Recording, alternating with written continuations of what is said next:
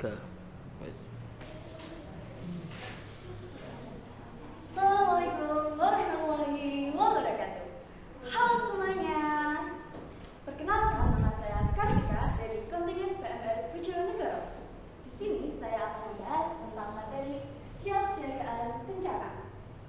Nah, pada materi kesiapsiagaan bencana ini ada dua kata pokok, yaitu yang pertama adalah kesiapsiagaan.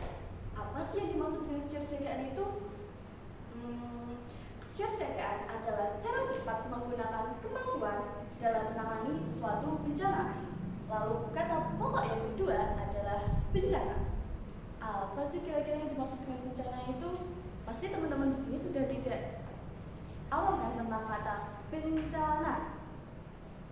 Bencana adalah suatu kejadian yang terjadi akibat fenomena alam yang luar biasa dan biasanya disebabkan oleh ulah manusia. Sebelum kita mulai ke hal-hal yang lainnya, saya di sini akan menyampaikan bahwa kesiapsiagaan bencana didasari oleh dua dasar hukum. Yang pertama ada UU Nomor 24 Tahun 2007 yang menjelaskan tentang tanggung jawab para pemerintah dalam menanggulangi bencana. Dan yang kedua adalah UU Nomor 1 Tahun 2018 yang berisi tentang tanggung jawab para anggota Palang Merah Indonesia dalam melakukan kegiatan kepalang-merahan, termasuk menanggulangi bencana tersebut. Nah, lalu kita masuk ke dalam sebab terjadinya bencana. Ada bencana, pasti ada sebab atau faktor terjadinya kan? Nah, faktor-faktor yang menjadi penyebab terjadinya bencana menjadi tiga, yaitu faktor alam, faktor manusia, dan juga faktor kombinasi. Contoh bencana yang diakibatkan oleh faktor alam ada gempa bumi. Gempa bumi bisa terjadi karena pergerakan lempeng yang ada di dalam bumi. Lalu yang untuk bencana yang disebabkan oleh faktor manusia, contohnya ada kebanjiran. Nah, bencana banjir bisa terjadi diakibatkan manusia yang sering membuang sampah secara sembarangan. Hal ini bisa menyebabkan sampah-sampah tersebut menumpuk.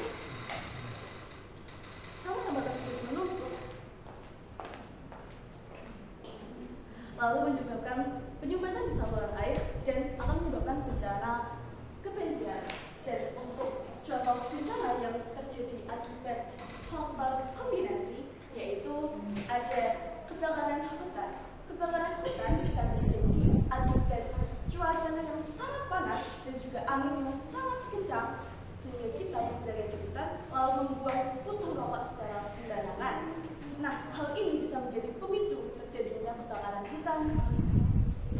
Setelah itu kita masuk ke dalam waktu terjadinya bencana.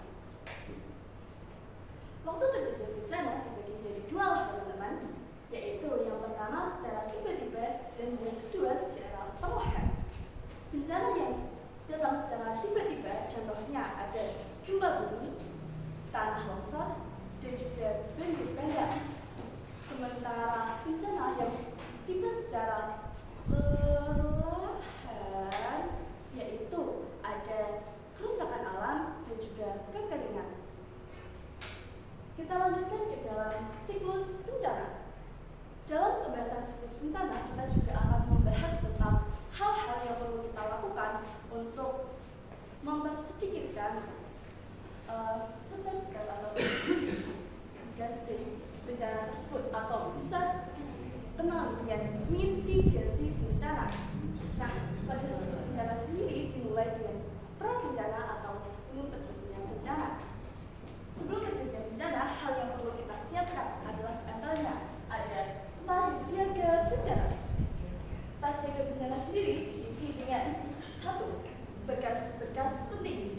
Berkas-berkas penting diantaranya adalah kartu keluarga, kartu tanda pengenal, surat ijazah, dan lain sebagainya. Lalu selanjutnya ada pakaian. Nah, pakaian di sini yang dibawa dalam tas siaga jumlahnya cukup, yang berarti tidak berlebihan. Jangan sampai satu almari kamu bawa semua ya teman-teman. Selanjutnya ada makanan. Makanan yang disiapkan dalam tas siaga adalah makanan instan yang bisa dimakan dimanapun dan kapanpun, serta penyimpanannya dalam jangka panjang. Lalu siklus selanjutnya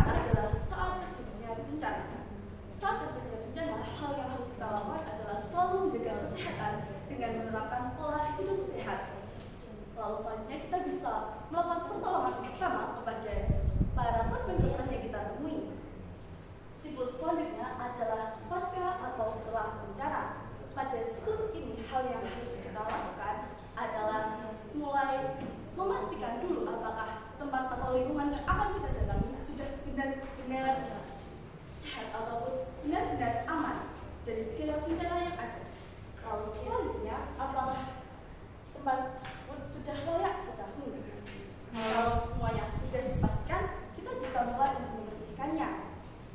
Selanjutnya, kita masuk ke dalam macam-macam bencana.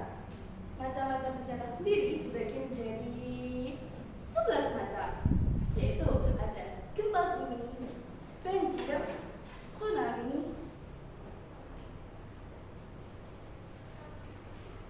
longsor, kebakaran, kekeringan, angin topan, lalu ada gunung meletus, abrasi, lalu ada perubahan iklim, dan yang terakhir ada konflik sosial. Nah, pada materi Siaga bencana ini saya menunjukkan pada satu bencana, yaitu bencana banjir. Teman-teman di sini pasti sudah sangat tidak awam kan mendengar kata banjir, atau mungkin teman-teman ada yang rumahnya menjadi langganan banjir tiap tahunnya, seperti Desa Kablat itu tiap tahun hampir saja terkena banjir. Nah, banjir sendiri adalah luapan air ke daratan yang batas tingginya sudah melebihi batas normal. Sementara itu, penyebab terjadinya banjir bisa disebabkan oleh dua faktor, yaitu faktor manusia dan juga faktor alam. Contoh penyebab banjir dari faktor manusia adalah berkurangnya daerah resapan akibat adanya penebangan liar, serta tertutupnya jalan air karena pembuangan sampah yang tidak benar. Selanjutnya, penyebab banjir karena faktor alam adalah adanya hujan secara terus-menerus dan juga badai. Lalu, pada saat banjir, ada banyak sekali masalah kesehatan yang bisa terjadi. Masalah kesehatan ini dikarenakan menurunnya pola hidup sehat masyarakat. Contoh masalah kesehatan yang bisa terjadi saat banjir adalah penyakit kulit. Penyakit kulit bisa saja dimiliki oleh seseorang saat banjir karena kita sering terpapar oleh air yang memiliki banyak bakteri, sehingga bakteri tersebut bisa menempel ke kulit kita dan